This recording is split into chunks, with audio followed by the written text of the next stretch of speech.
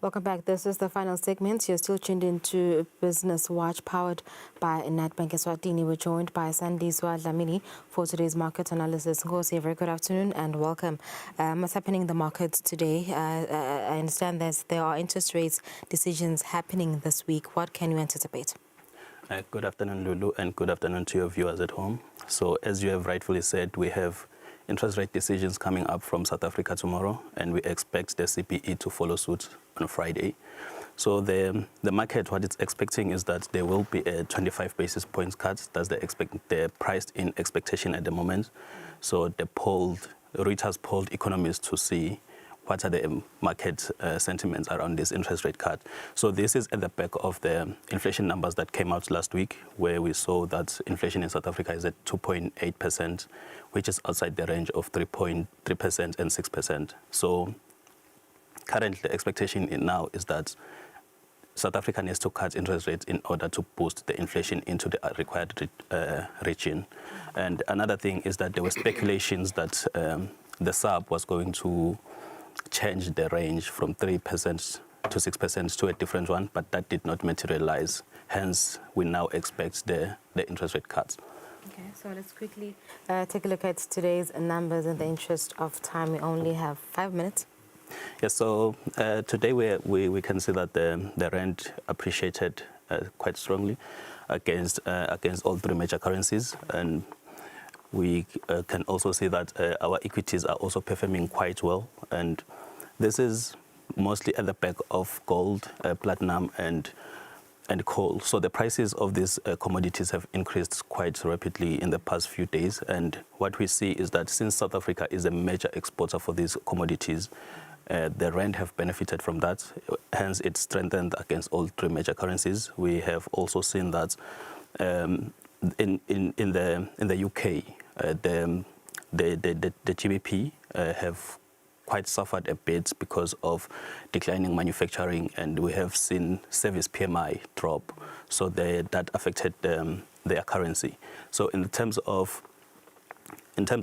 commodities, also, as I just highlighted, we have seen that gold is dropping slightly currently, and this is also coming from the fact that the tensions that were posed by Trump recently, where he was threatening the EU of a 50% tariff, that have slowed down because he mentioned that would be postponed until I think it's mid-July, which gives the EU and the US enough time to negotiate trade and maybe come to the table with a better deal instead of the 50% tariff. But these are developments that we're going to keep on monitoring as time goes.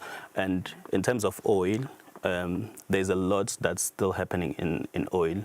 We have seen the price of oil decline slightly, but we expect different results. We have a meeting, OPEC meeting we have a meeting on Friday where OPEC Plus is meeting. So this is when the major countries that supply oil, we have Russia, we have Saudi Arabia, UAE, Algeria in Africa, we also have Oman and Kazakhstan. These countries come together to determine the supply that should be in the market in July. So this decision is for July going forward. So they're going to determine if they're going to increase the supply or decrease the supply. And at the moment, the projections are that the oil supply is going to be increased by 411,000 barrels.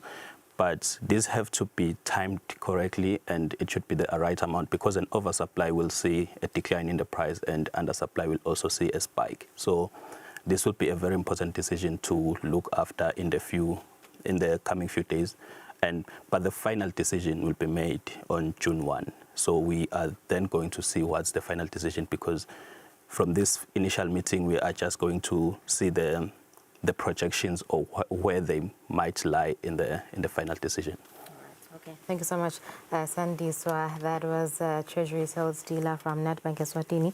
This was the final segment of Nedbank Business Watch. Thank you for tuning in. Catch us again next week, Wednesday, for Business Watch, powered by Nedbank Eswatini. Have a lovely day and have a safe and fun weekend. We'll see you next week. Make better money choices. Choose a bank that takes your money seriously. Business Watch was brought to you by Nedbank.